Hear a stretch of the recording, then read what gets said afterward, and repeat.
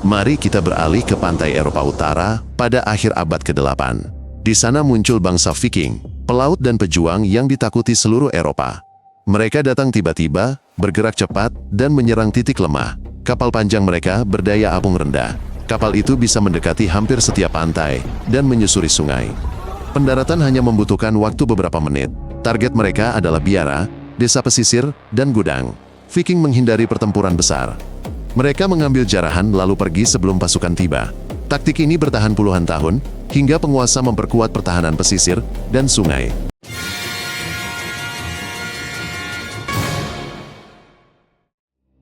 Mari kita lihat asal-usul para penyerbu laut ini. Tanah air Viking adalah Eropa Utara, yaitu Norwegia, Swedia, dan Denmark saat ini. Di sana, musim dingin panjang, musim panas pendek, dan kondisi alamnya keras. Lahan dan penghasilan sering tidak cukup, sementara warisan membatasi peluang kaum muda. Karena itu, sebagian orang pergi berlayar mencari hasil, berdagang, dan menemukan tanah baru. Konflik internal antar pemimpin juga mendorong mereka untuk berpetualang. Mulailah era pelayaran jauh. Beberapa berdagang, yang lain bermukim di pantai baru, dan sebagian lagi menyerbu. Semua itu bergantung pada kapal dan disiplin. Untuk memahami Viking, penting tahu cara mereka mendidik anak. Sejak dini, anak laki-laki menggembala, membelah kayu, belajar mendayung, berenang, dan memegang senjata. Anak perempuan mengelola rumah, memintal, mencatat persediaan, dan berdagang di pasar. Seringkali, anak diserahkan ke keluarga lain. Ini memberi disiplin dan hubungan baru. Remaja pria sudah ahli kapal dan perahu. Remaja putri menguasai rumah dan perdagangan. Tidak semua tahu membaca rune, tapi banyak yang paham tulisan sederhana. Permainan seperti gulat menempa karakter mereka. Tata cara ini menyiapkan anak untuk hidup dewasa dalam kondisi keras. Mari kita bayangkan hari biasa seorang Viking. Mereka tinggal di rumah panjang dari kayu dan rumput dengan tungku di tengah. Keluarga, pelayan, dan sebagian ternak hidup di bawah satu atap. Pakaian mereka terbuat dari wol dan linen. Di musim dingin mereka memakai bulu untuk kehangatan. Mereka makan roti jelai, bubur, ikan kering, daging asin, produk susu, dan umbi-umbian. Mereka menyukai bawang dan bawang putih, kadang ada bumbu impor langka. Saat perayaan, mereka memanggang daging dan minum minuman madu atau bir ringan. Untuk perjalanan, mereka membawa biskuit keras dan ikan kering. Persediaan disiapkan lebih awal, dikeringkan, diasap, diasinkan. Kebersihan sangat diperhatikan, mereka punya hari khusus untuk mandi. Tanpa kapal, Viking takkan ada. Kapal mereka berbadan fleksibel, terbuat dari papan tumpang tindih. Syarat rendah memungkinkan mereka berlayar di laut dan sungai. Saat butuh, kapal bisa ditarik ke darat. Layar memberi kecepatan saat berangin. Dayung membantu saat tenang. Mereka berlayar berpatokan bintang, matahari, tanda pantai. Juga burung dan warna air. Saat cuaca buruk, pengetahuan arus dan pengalaman sangat membantu. Ada teori, batu matahari, tapi bukti minim. Yang utama adalah ketelitian dan keteraturan di kapal. Kapal seperti ini memungkinkan masuk jauh ke daratan, lalu pergi secepatnya. Viking dikenal sebagai prajurit. Senjata mereka sederhana dan andal. Tombak, kapa, pedang. Pedang mahal dan sering diwariskan. Perisai bundar, dengan tonjolan logam di tengah. Perisai menjaga formasi dan melindungi dalam perang. Helm tanpa tanduk.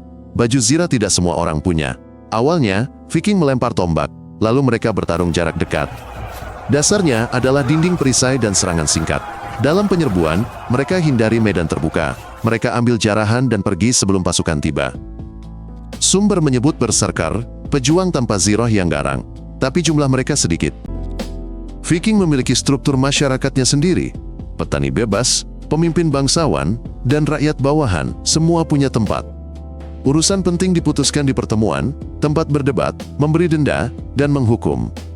Wanita bisa memiliki harta, mengajukan cerai, dan mengambil kembali mahar. Perselisihan lebih sering diselesaikan dengan uang, bukan darah. Hukum menjaga ketertiban, dan pelanggaran dibahas publik. Sistem ini membuat komunitas stabil, ada tempat meminta perlindungan dan membuktikan kebenaran. Ini tidak menghilangkan konflik, tapi memberi aturan yang diakui semua orang. Mari kita lihat keyakinan mereka. Viking menyembah banyak dewa, mengadakan pesta dan persembahan, juga merayakan pergantian musim. Orang mati dikubur di gundukan atau kapal, sering dengan bekal untuk alam baka.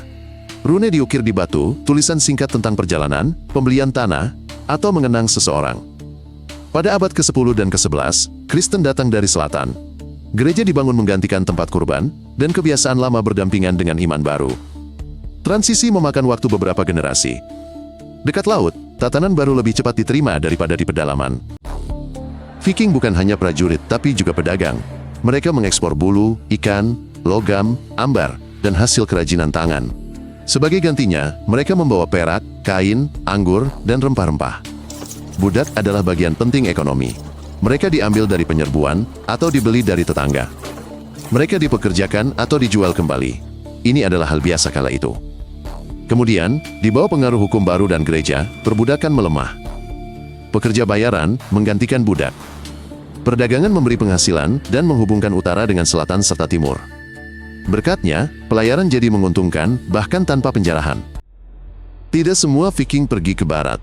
Banyak yang bergerak di sungai ke selatan dan timur. Di sana mereka mendirikan pos dagang, menjaga karavan, dan berdagang. Yang paling beruntung melayani penguasa Bizantium, menjaga istana di Konstantinopel. Dinas ini dikenal sebagai Garda Varangian.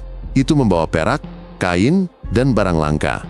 Pedagang dan pengrajin tetap tinggal di kota-kota baru. Sungai menghubungkan utara dan selatan lebih baik dari jalan. Maka, pelayaran adalah kunci sukses.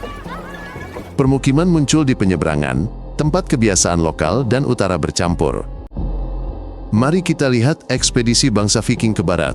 Serangan awal menyasar biara dan pelabuhan di Kepulauan Inggris. Kemudian muncul permukiman dan sebagian wilayah diatur hukum utara, disebut Danelaw.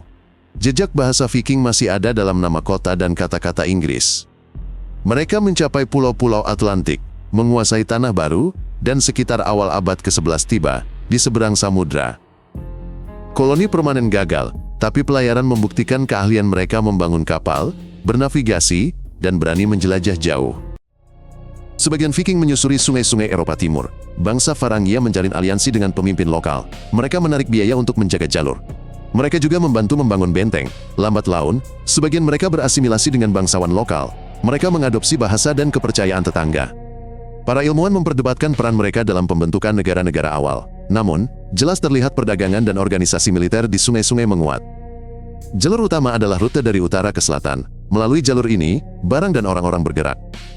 Bersamaan dengan itu, keterampilan pembuatan kapal, pertempuran, dan sistem pengumpulan upeti tersebar.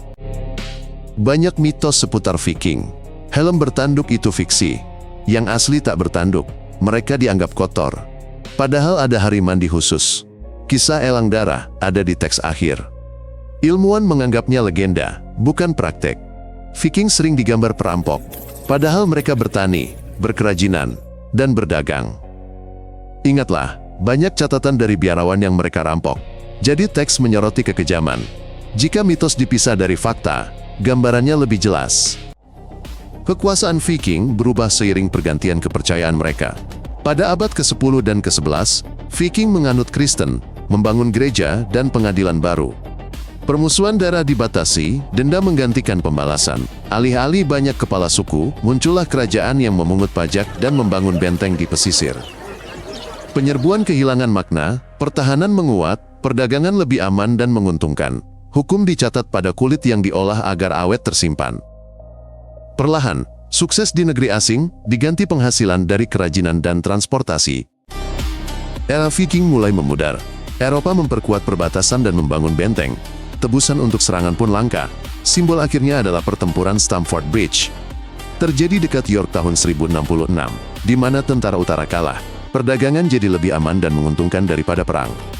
Di Skandinavia, raja menuntut layanan dan pajak dari rakyat. Orang mencari nafkah bukan dari penjarahan, melainkan dari pasar dan transportasi. Menjelang akhir abad ke-11, serangan besar hampir lenyap. Saat ini, jejak Viking terlihat pada nama tempat dan kata Inggris. Juga dalam norma lama pesisir dan tradisi negara utara. Arkeolog menemukan kuburan dan harta karun. Sejarawan membaca batu rune dan saga. Pakar mempelajari percampuran bangsa. Museum menampilkan kapal dan kerajinan. Festival menjelaskan kehidupan dan hukum. Ini hanya tampilan masa lalu, bukan salinan persis. Penting membedakan gambaran film dari fakta. Maka sejarah akan mudah dimengerti dan jujur. Jika menarik, langganan agar tak ketinggalan episode baru. Kami menyajikan semuanya singkat dan padat.